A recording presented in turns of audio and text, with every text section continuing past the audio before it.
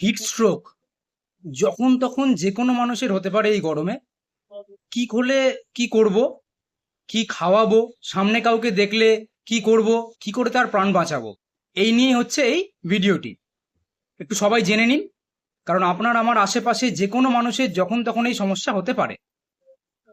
এল নিনো, super এল নিনো, এই সম্পর্কে আশা করি আমরা সকলেই এখন জানি, যেটা প্রায় 140 বছর আগে 1877 সালে হয়েছিল। মানে কি, হঠাৎ করে সমুদ্রের জল অত্যাধিক বেশি মাত্রায় গরম হয়ে যায়, তার জন্য পুরো পৃথিবী জুড়েই এর একটা এফেক্ট পড়ে।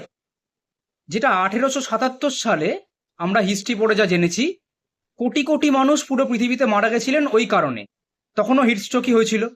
শুধুমাত্র ভারতবর্ষেই শোনা যায় যে 2 কোটির ওপর মানুষ মারা গেছিল, তখন কিন্তু ভারতবর্ষ অবিভক্ত ভারত ছিল।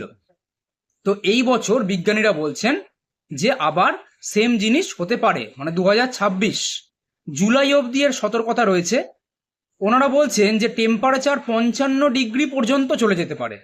সেক্ষেত্রে হিটস্ট্রোক হলে আমরা কি করব? হিটস্ট্রোকের প্রাথমিক সিমটমগুলো কি? ধরুন কোনো মানুষ রাস্তায় চলছেন, হঠাৎ করে অজ্ঞান হয়ে যাওয়া, সেন্সলেস হয়ে যাওয়া। দেখবেন কোনো সার নেই, শ্বাস প্রশ্বাস চলছে কিন্তু তার কোনো সার নেই।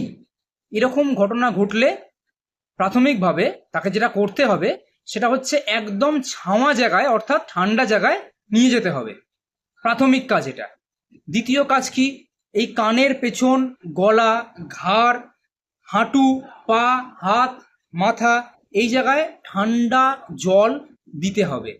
ঠান্ডা লাগে লাগুক, সেটা পরে ঠিক করা যাবে, কিন্তু সবার আগে ওনার প্রাণ বাঁচানোটা জরুরি। কি করতে হবে? কাপড় একটুখানি ভিজিয়ে এই জায়গাগুলোয় ভালো করে দিতে হবে। এটা হচ্ছে প্রাথমিক কাজ। ওনার বডির টেম্পারেচার কমাতে হবে। এবার যদি পেশেন্ট কনসাস থাকে, অর্থাৎ যদি দেখছেন এই কাজ করার পর ওনার জ্ঞান আছে, এই ছবিতে দেখানো মতন ভাবে ওনাকে শোয়াতে হবে। বডির থেকে মাথাটা একটু উঁচু থাকবে, আমরা ছবিতে যেরকম দেখিয়েছি এরকম ভাবে ওনাকে শুয়ে দিতে হবে। আর যদি আনকনসাস থাকে, অর্থাৎ পেশেন্টের যদি জ্ঞান না থাকে, তাহলে এখন ছবিতে যেরকম দেখানো হয়েছে এরকমভাবে পাশ ফিরিয়ে ওনাকে শুয়ে দিতে হবে। এটাকে রিকভারি পজিশন বলে। এটা হচ্ছে প্রাথমিক কাজ।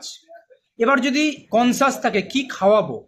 তাকে ডাবের জল, ওআরএস, একটুখানি ঠান্ডা জলে মিশিয়ে নুন চিনির জল, এইগুলো খাওয়াতে হবে।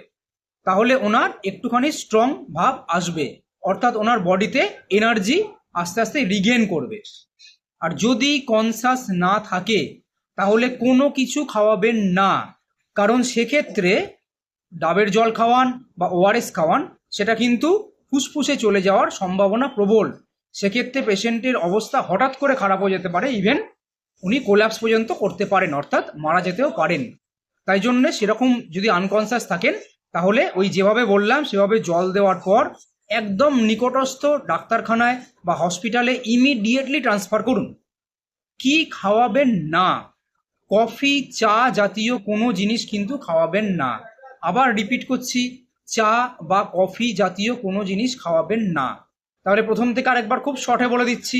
প্রথম কাজ হচ্ছে ওনার টেম্পারেচার কমানো। কানে, ঘাড়ে, মাথায়, গলায়, হাঁটুতে, পায়ের পাতায়, হাতে, এখানে জল দেওয়া বা কাপড় ভিজিয়ে সেখানে এভাবে দেওয়া। যদি কনসাস থাকে তাহলে ছবিতে যেরকম দেখানো হচ্ছে সেভাবে শুয়ে দেওয়া। তারপরে ডাবের জল, ওআরএস, নুন চিনির জল এসব খাওয়ানো। যদি কনসাস না থাকে তাহলে নিকটস্থ হাসপাতাল বা ডাক্তারখানায় নিয়ে যাওয়া। এভাবে আপনি নিজেও প্রাণ বাঁচাতে পারি, নিজে বাঁচতে পারি এবং বাঁচাতে পারি। কারণ একটা কথা ভিডিওর শেষে বলে যাই, সেটা হচ্ছে ঠান্ডা লাগলে কোনো সমস্যা নেই, সর্দি হবে, কাশি হবে, ওটার জন্য অনেক টাইম পাওয়া যাবে সেটাকে রিকভারি করার জন্য। কিন্তু গরম লেগে গেলে হিট স্ট্রোক বা সানস্ট্রোক যে জিনিসটাকে বলে, মানুষের কিন্তু মৃত্যু পর্যন্ত ঘটতে পারে। তাই আমরা সকলে এই ব্যাপারে সতর্ক থাকব। ধন্যবাদ।